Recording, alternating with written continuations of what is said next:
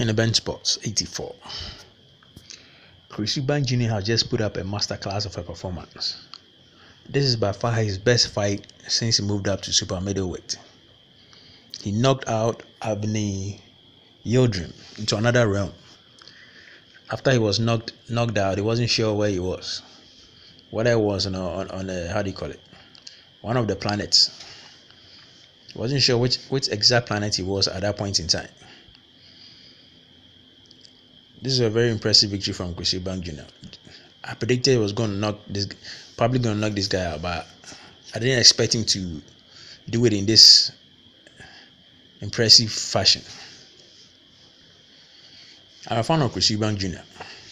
I was expecting big things for him, but he's been making some dubious decisions that I'm not comfortable with. I was hoping he was going to fight Triple G in the past. For some reason, the fight didn't come to fruition. And before I realized, this guy has moved up to super middleweight division. When you haven't conquered any top middleweight, at the least points, I would expect that you would at least contend one of the top guns in the middleweight division. At least contend.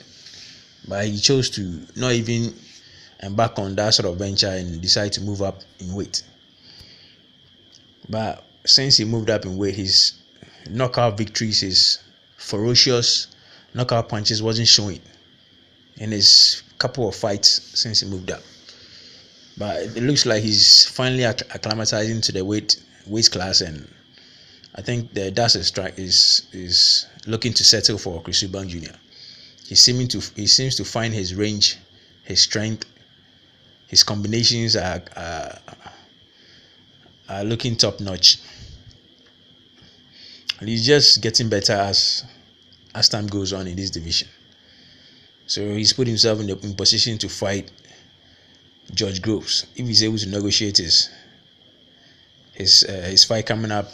I think later in October, probably next week or next 2 weeks. But I expect Chris Eubank Jr to go all the way in this tournament and win the tournament, because I think he's better than all the fighters. I think if he's to meet Callum Smith, that would be his toughest challenge. I don't think George Groves is on the level of Chris Eubank Jr. It will be an interesting fight, but I expect Chris Eubank Jr to come away with a victory. He probably knock George Groves also out, because George Groves is also a fighter who likes to throw a lot of punches, and he seems careless in points in his exchanges. You could tell from his fight against Carl Froch. He's a fighter who can easily be trapped, easily be lured into a trap and knocked out. That's exactly what Carl Froch did to him. As for this fight, this Avni Yildrim guy, he's just a come-forward fighter. I don't really know what exactly his game plan was.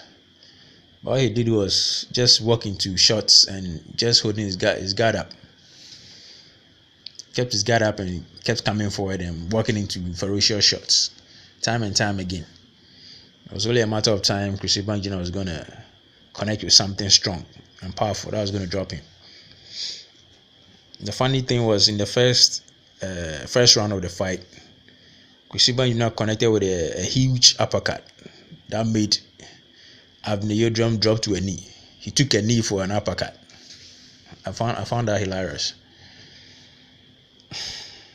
But Chris Eubank Jr has really put a marker on this tournament. This was a really impressive victory.